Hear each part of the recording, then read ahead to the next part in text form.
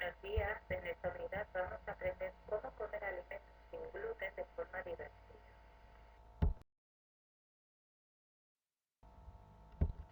Intolerancia y alergias alimentarias. El organismo presenta a veces reacciones adversas a algunos alimentos que varían mucho en función de su intensidad. Entre las reacciones más adversas a los alimentos están, por ejemplo, la alergia o hipersensibilidad alimentaria y la intolerancia a un alimento. Estas enfermedades tienen un componente genético, por lo que no existe riesgo de contagio a otras personas.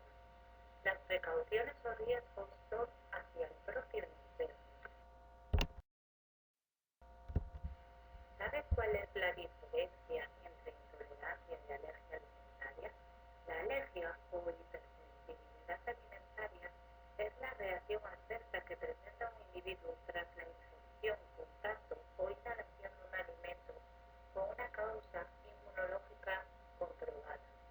La intolerancia a un alimento se caracteriza por la incapacidad para digerirlo y metabolizarlo.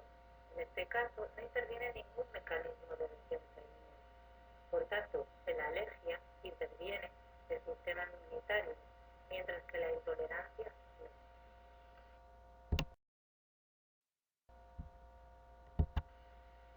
Alergias alimentarias.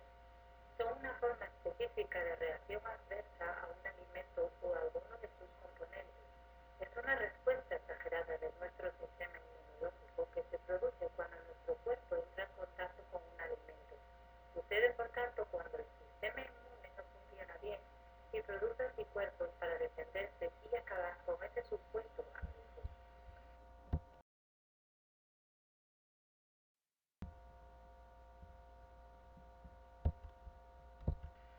Alergias alimentarias. Alérgenos más frecuentes. Se entiende por alérgeno aquella sustancia que puede provocar una reacción alérgica. En algunas personas el sistema inmunitario la reconoce como extrañas o peligrosas. Los principales alimentos más presentes que están involucrados en las reacciones alérgicas son, por ejemplo, la leche de vaca, el huevo, el pescado, el marisco, las leguminosas, entre ellas las lentejas, guisantes, soja, garbanzos, judías, verdes, habas, yunas, etc., cereales, frutas frescas, como por ejemplo las fresas, melocotón, albaricoque, a los que presentan bastante alergia a los niños pequeños o bebés, frutos secos. Una vez que se ha determinado la alergia a un alimento, el tratamiento pasa por evitar el alimento, es decir, no consumirlo. En esta diapositiva veréis cada uno de los símbolos que se utilizan y que deben aparecer en cada uno de los alimentos para informar a los consumidores de las alergias o intolerancias que presenta el mismo alimento.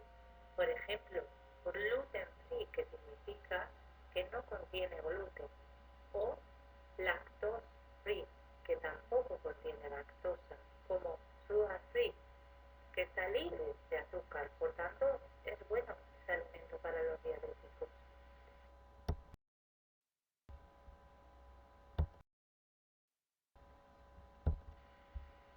Los síntomas más habituales de alergias alimentarias son, por un lado están los digestivos, vómitos o diarrea, dolor abdominal, tipo cólico, etc.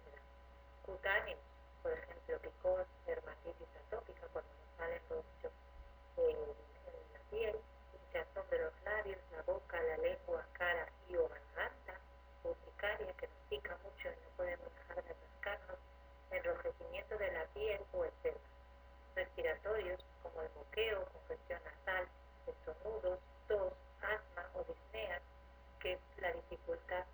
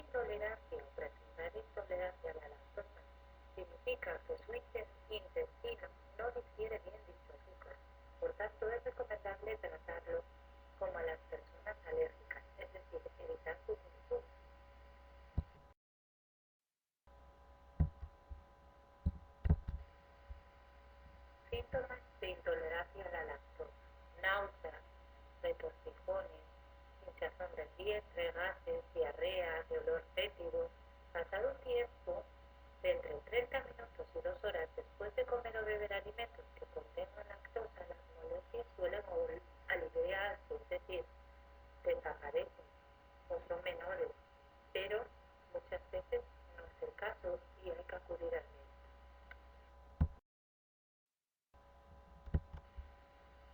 Actuaciones a seguir.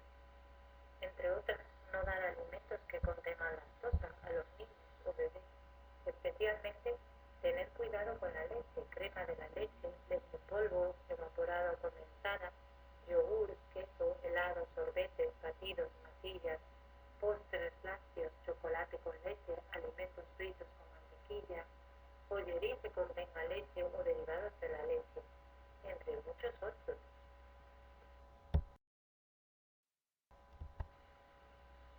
A la hora de tomar alimentos envasados, la mejor forma para protegerse de una posible reacción alérgica es leer con detenimiento la información presente en su etiquetado, para así conocer bien qué ingredientes contienen, ya que muchos alimentos alergénicos aparecen en otros muchos productos y pueden ser ingeridos inadvertidamente, es decir, que no nos podemos dar cuenta y después nos sentimos malitos o presentamos los síntomas antes de.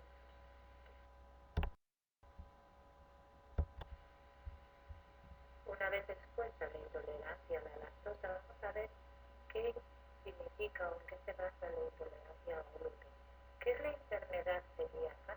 Pues la enfermedad celíaca es una intolerancia permanente al gluten. Es una enfermedad crónica, es decir, para toda la vida del aparato digestivo. La proteína que deteriora la pared del intestino llamada gluten se encuentra sobre todo en los cereales de trigo, cebada, centeno y avena. Por tanto, sí es posible para los celíacos comer maíz.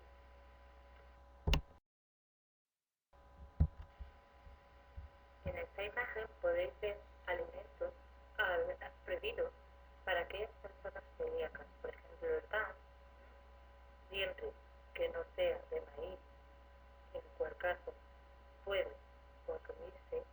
También veis un filete rebozado con harina, espaguetis o pasta, evidentemente con gluten, pizzas con gluten y cerveza, aunque ahora mismo hay muchísimos sustitutivos de estos alimentos que son elaborados sin gluten, que pueden ser realizados con harina de maíz o de arroz.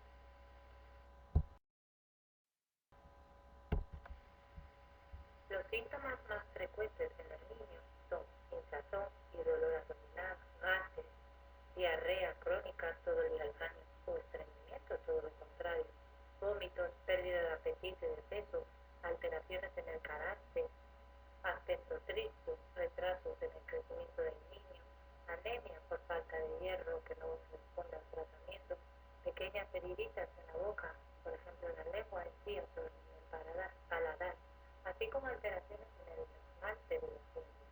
También otro de los síntomas es la dermatitis, herpesitis, erupción dolorosa con ampollas que provocan picor y que normalmente aparecen en rodillas, espaldas y manos.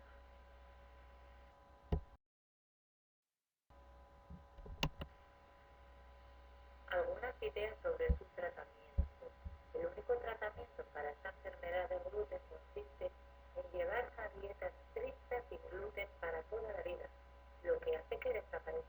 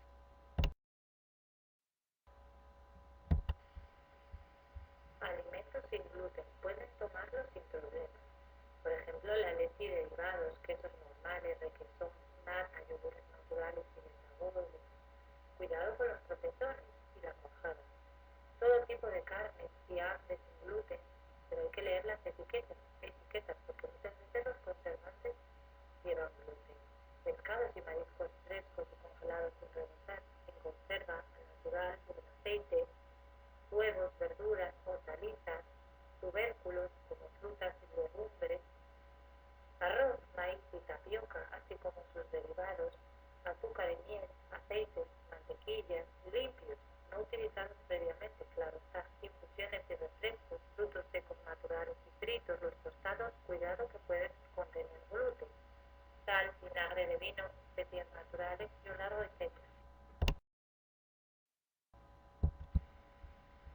Consideraciones. Aunque haya que tener ciertas limitaciones, la vida de un niño alérgico o intolerante a los alimentos debe ser similar a la de cualquier otro niño. Este niño es el principal implicado y por lo tanto también el primer interesado en conocer o dar a conocer esta enfermedad.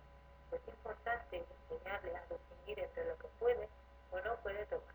Los padres, por tanto, deben de informar al profesorado y a todas aquellas personas implicadas en la dieta del niño.